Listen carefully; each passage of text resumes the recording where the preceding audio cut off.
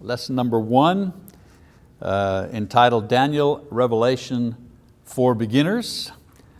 Revelation is a book full of symbolism and imagery that is not really familiar to the Western mind. A lot of people look at it, I've seen a lot of people interpret things based on the imagery that has nothing to do with the imagery of the book and what it meant to the people who first saw it. It was written in a style of writing called apocalyptic. The word apocalyptic comes from a Greek word which means an uncovering. So apocalyptic literary style, which you find a lot of in the book of Revelation, was used by Old Testament prophets when they were prophesying concerning world events. So when the prophets in the Old Testament were talking about the fall of a nation, or great disasters, natural disasters for example, or God's judgment on a people, whether it was happening right away or whether it was coming in the future, they used this kind of apocalyptic literary style to describe what's going on. Now, there were several characteristics of this style of writing which were similar from one author to another. For example, it was used in times of suffering and persecution. Different prophets would use the same style of literary style, whether they were writing in 500 BC or 700 BC. You know what I'm saying? It was a style that they apprehended and used for their purpose during their time. It was also very intense and very emotional. The present suffering was acute, the future salvation would be dramatic. So it's a very dramatic style of writing. Exaggerated, the stars were falling out of the sky, the moon was full of blood, that kind of hyperbole, I guess. They also use symbolic language, dreams and visions. And the writers told stories using celestial characters such as angels and demons and so on and so forth. And they also use cosmological references to the moon and the stars. In Joel, the Old Testament prophet Joel, chapter 2, verse 29-32, he speaks of the day when God will deliver His people, and that's the passage that Peter quotes in Acts chapter 2.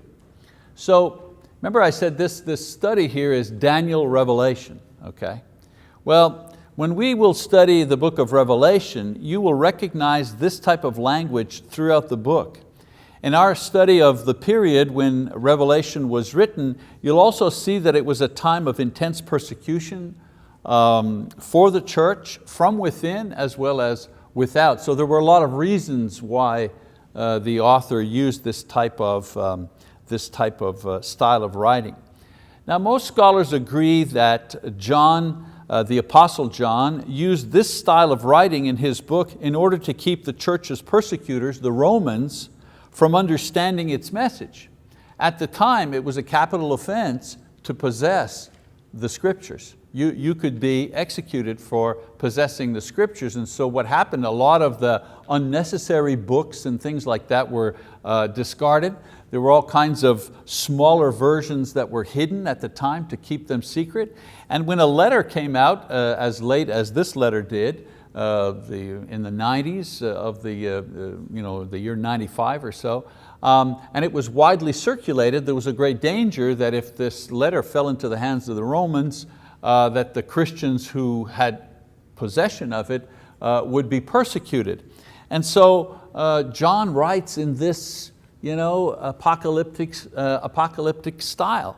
And if you were not Jewish, if you had no knowledge of the Old Testament, if you had no knowledge of Hebrew, if you had no knowledge of Hebrew symbolism, then you couldn't get the true meaning behind the images. It was just a bunch of, wow, crazy stuff, crazy stuff. So this is where we are today.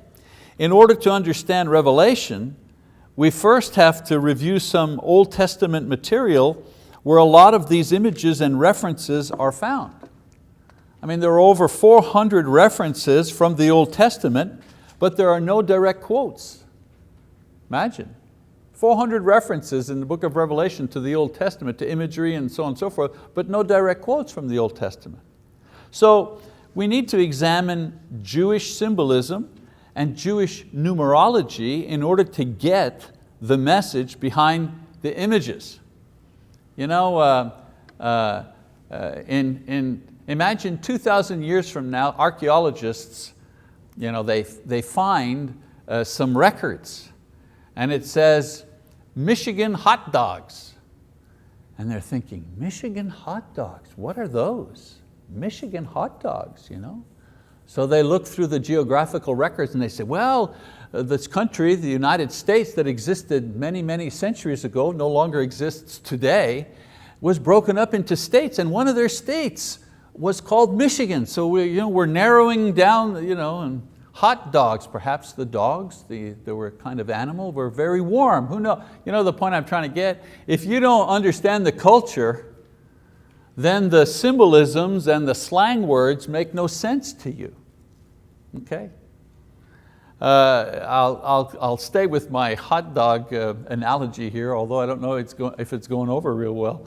But in French, in Quebec, where I come from, you can buy hot dogs, right?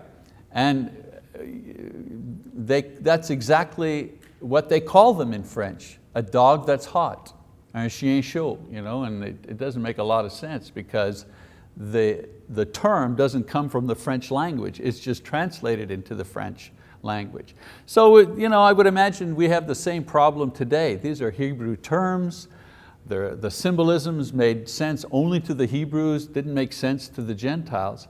So if we want to make sense of the book of Revelation, we need to understand the terms, the symbolisms, and so on and so forth. And these are found in the Old Testament. That's why any study of Revelation usually begins with the study of the book of Daniel. All right, so we're going to start with the book of Daniel, all right? So let's talk about the historical setting of the book of Daniel. We know that Joshua led the Israelites into the land of Canaan, which became Israel, somewhere around 1410 BC. And then for the next 3 centuries, the Israelites conquered the nations that were living there, and they were establishing themselves. And then in 1060 BC, Saul becomes the first king of the united Israel. The 12 tribes are united under a single king. Saul is that king. Then in 1020 BC, David becomes king and subdues the entire land. He extends the borders of the kingdom from the Egyptian desert in the south to the Euphrates River in the north, from the Mediterranean Sea in the west to the desert that existed in the east. And then in 980 BC, Solomon becomes king, David's son, and for 40 years Israel enjoys a golden period of peace and prosperity, during which the temple is built in Jerusalem. Well, after Solomon dies and the kingdom is divided in two, there was a civil war between his son and others. The northern kingdom was one division of that divided kingdom. 10 tribes gathered together. Shechem was its capital for a time, then Penuel, and then Tisra was the capital of the northern kingdom. And then the southern kingdom made up of 2 tribes with the capital of Jerusalem. And strangely enough, the north was called Israel and the south was called Judah. The two were never reunited, and they competed for dominance in the region. And after the split, there was a decline in moral and religious fervor in both of the kingdoms, as periods of high infidelity, if you wish, to the Lord followed each. So they were faithful under Solomon, but when they broke up, the north, the south, the north especially, went into idolatry rather quickly. The south followed, but not as quickly as we'll see. Now, during Israel's development from 1400 BC to its divided kingdom in the 9th century, one nation dominated the world scene politically and militarily for almost 5 centuries, and that was the Assyrians. Their capital was to the north of the northern kingdom. It was in Nineveh, and the Jews often had to pay tribute or fight off this strong and wicked neighbor of theirs. And that's where, remember Jonah, the book of Jonah? Jonah was sent to Nineveh. And the reason that Jonah didn't want to go to Nineveh is because Nineveh, the Assyrians, had punished the Israelites so often for not paying their dues. They had invaded them, they had enslaved the people, there were wars. And so the last thing that Jonah wanted to do was go to Nineveh, the capital of their enemy, the capital city of their enemy, and preach to them so that God would save the city. I mean, what Jonah wanted was that for God to destroy Nineveh, and destroying Nineveh, it would be destroying their major enemy. And we know the story of Jonah. Finally, God gave him an offer he couldn't refuse, and the fish spit him up, and he went to Nineveh, and he preached. So let's keep this in mind, the Assyrians, shall we?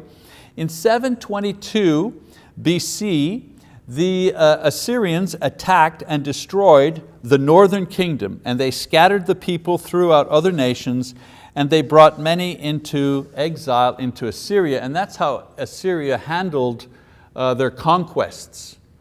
They would conquer a nation, and then they would take the people of that nation and spread them out to other nations in order to dilute their nationalism by diluting their bloodlines. And so they would force a nation to intermarry with surrounding nations, and their idea was that in several generations people would have less fidelity to the old ways, to the old country, to the old nation's ideas, and so on and so forth. So that's exactly what they did to the Israelites, the northern tribes. They just scattered them among other nations. And of course for the Israelites, the other nations were pagan nations, and they were forced to intermarry and to settle in other countries and so on and so forth. They also brought foreigners to live in the northern kingdom, and of course mixed with the Jews that remained there. Well, the result was that the northern kingdom and population were mixed with foreign nations. They lost their pure Jewish blood and their heritage. And these mixed Jews were eventually called Samaritans by their southern neighbors. They were despised, A, because of the mixed blood, and B, because of the mixed religion, because the northern tribe mixed Judaism with paganism. So their religion had some parts of Judaism, but also other parts of paganism, pagan worship. And so the southern tribes, the 2 southern tribes, rejected them because of this. And of course, the northern tribes, after a time, began to collaborate with other nations against Judah. And so that was another reason that the southern kingdom was not very friendly to the Samaritans because of that. Meanwhile, on the world stage, a new power was emerging to challenge the Assyrian supremacy.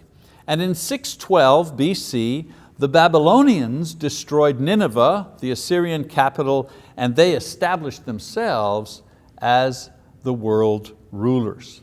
And so in 606 BC, the Babylonian army, led by future king Nebuchadnezzar, captured Jerusalem, and he carried off the main leaders, the nobles, the royalty, to Babylon, where they will begin 70 years of captivity, which was prophesied by Jeremiah back in 626 BC, 20 years before it actually happened.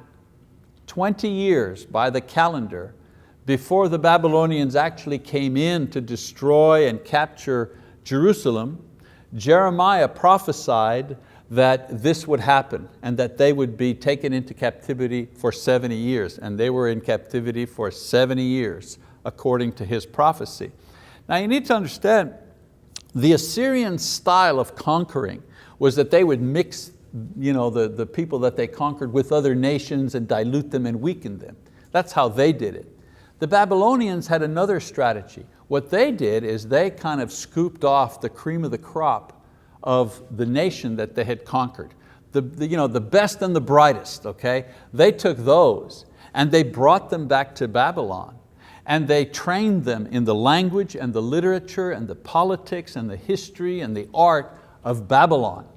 In other words, they remade them into Babylonians. And once they were fully trained, fully loyal, then they would send these people back into their nations in leadership positions in order to influence their former nation in the ways of Babylon. Just a whole different strategy on how to conquer and to rule a nation.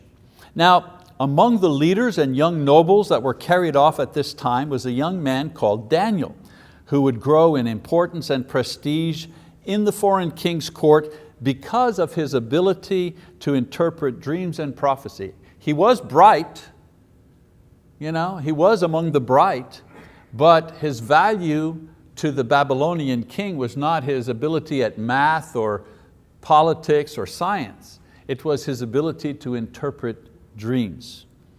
Also taken away at this time was the prophet Ezekiel. The prophet Ezekiel was also carried off at this time, and he was the prophet to the people who were in exile in Babylon, while Jeremiah remained back in Judah, and he was the prophet to the people who remained in Judah during this time.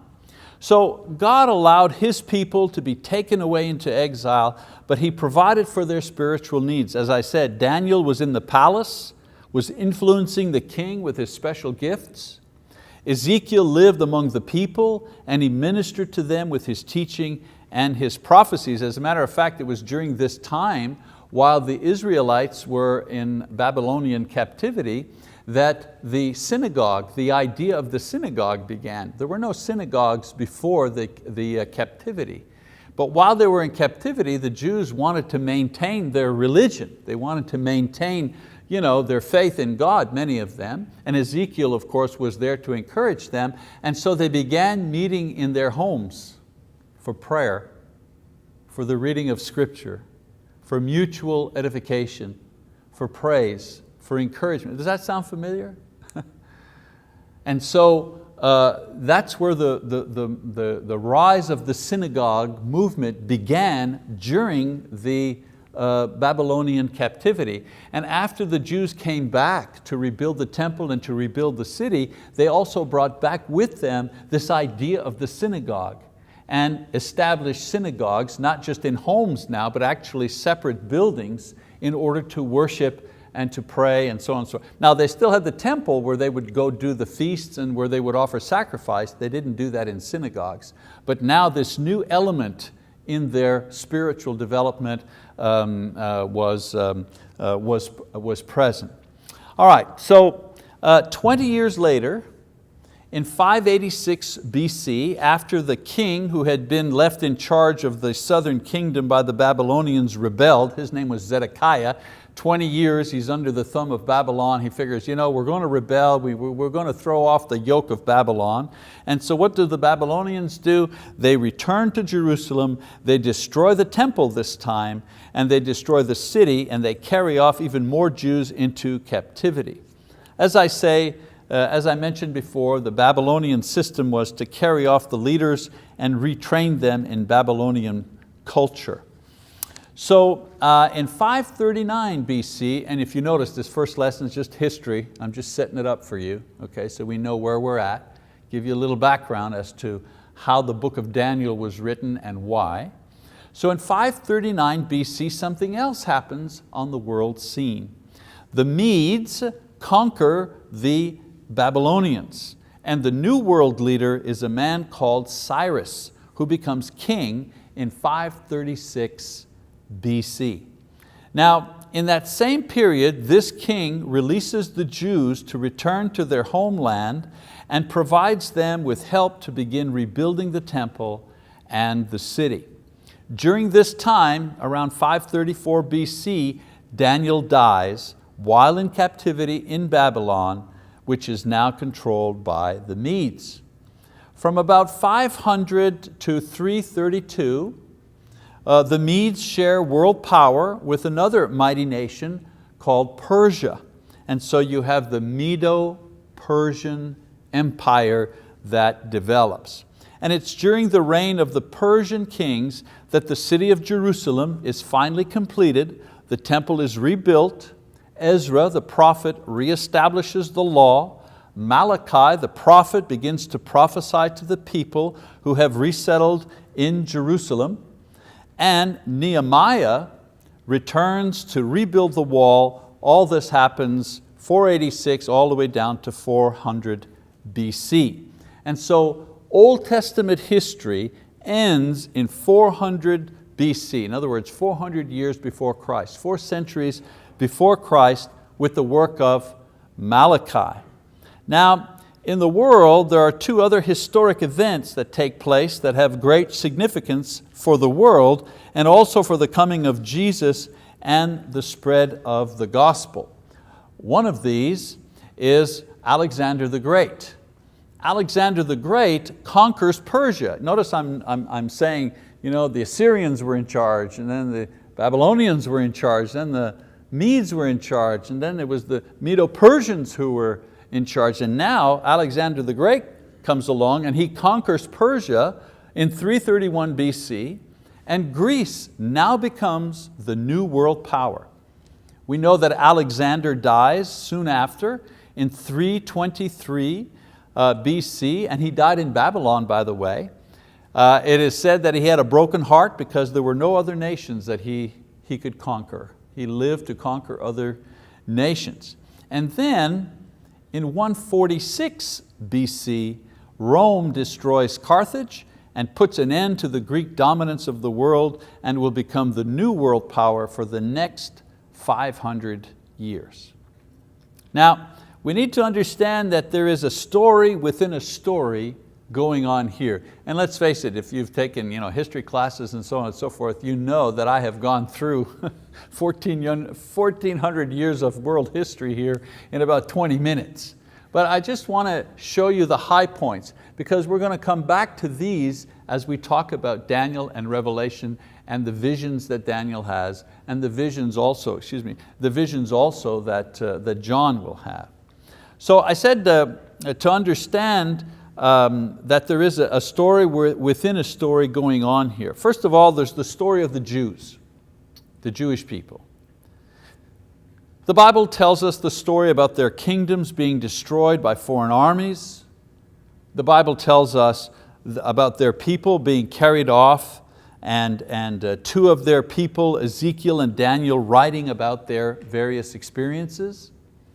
And then there's another story going on at the same time here, and that's the story of world kingdoms. Through the Bible accounts of the experience of the Jews, we can trace the rise and fall of 5 world powers which historical records confirm. As I said, the Assyrian Empire, the Babylonian Empire, the Medo-Persian Empire, the Greek Empire, and the Roman Empire. Now, the Bible doesn't talk about these, like it doesn't give you the details, the rise and fall of the Roman Empire and so on. It doesn't give those details. When you read in the Bible, what's in the forefront is the story of the Jews. That's the story that we're reading about the Jews. When they were in exile, when they rebuilt the temple, when Jesus came, the prophets, so on and so forth. That's the story that's in the forefront. But the story that's in the background, okay, like scenery almost, if you wish, is the story of these 5 kingdoms. Because the Bible does mention the various world powers. It doesn't give a lot of detail about them, but enough detail to understand that the story of the Jews is set within the context of the stories of all these world powers that were taking place. And so the significance of this is important for several reasons. First of all, much of Daniel's visions and dreams and interpretation and prophecy will chronicle the rise and the fall of these world powers and the eventual coming of the Christian age at its proper point in history. In other words, the Bible is talking about Daniel, a historical figure, talking about and making prophecies concerning world powers that secular history actually records. Okay? So you have exact historical prophecy that can be verified through historical records. That's pretty amazing. That's pretty amazing. When Daniel prophesies the rise and fall of the next 4 kingdoms in history, hundreds of years in the future, and he nails the order, that's pretty amazing proof that the Bible is something very special. It's not just another book, it's not just a religious book, it's not just a history of the Jews, but it is something that has been written, has been conceived by a power much greater than man, because we can't even tell what the weather's going to be like in 2 days. You know what I'm saying? With all our gadgets and equipment. Here you have an individual, thousands of years ago, who predicts the rise and fall of 4 great kingdoms, 4 world powers. So one of the strongest proofs for the inspiration of Scripture is the book of Daniel. In 605 BC, Daniel begins to predict the rise and fall of 4 world powers into the next 600 years. And he calls them exactly in the order that they rose and they fell. And then the language and the symbols and the prophecy are directly related to the meaning and the interpretation of the book of Revelation. In other words, if you don't understand what's going on in Daniel, you're not going to understand what's going on in the book of Revelation. That's why you start there. That's why so many people make mistakes with the book of Revelation. They don't read Daniel and then they extrapolate on the symbols and they make it mean what they want. But the first rule of good Bible study is to ask the question, what did this mean to the people to whom it was originally addressed? And when you figure that out, then and only then can you make applications to what it means to us today. But if you skip that step, you risk making some mistakes. And so we're going to start the study of Revelation by studying Daniel, because its history, its prophecy, its language, its images relate directly to similar features in the book of Revelation. All right, so let's just kind of bring all this together here and close this out. The book of Daniel was written by Daniel, who was a young Jewish man from the upper classes of Jerusalem society. He was carried off into Babylonian captivity in 606 BC and wrote this material between 606 and 534 BC when he died. Now his main abilities were in interpreting dreams and visions and prophecies. He was an instrument of God placed specifically in a certain place and time for God's service.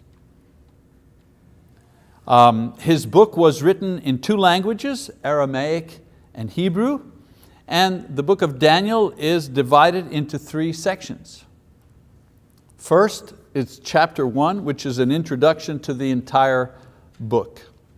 Chapters 2 to 6 describe Daniel, his 3 companions, and the experiences that they encounter in Babylon. So it's kind of a history of what's going on. And that's the easy part to understand. We were here, we did this, we said that, and so on and so forth. Pretty easy to follow, fascinating historically.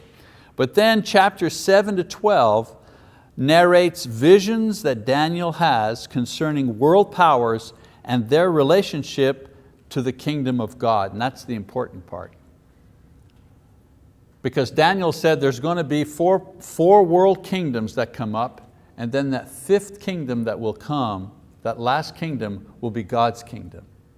And so Daniel is one that very clearly prophesies the coming of Christ and the establishment of the church in the clearest of terms from the Old Testament. Okay, so that's the material we're going to cover this week. Next week we're going to start studying the book as a way to prepare for our study, the book of Revelation. Remember I said Daniel, Revelation, for beginners, we have just a quarter. We got 13 weeks of this, so we're not going to get bogged down too much in a line-by-line description. We're going to take it in chunks, okay? But hopefully by the end of the study, you'll have a firm grasp of both of these books and the important parts of these books. So that's it for this time. I hope you'll be with us next time when we study the book.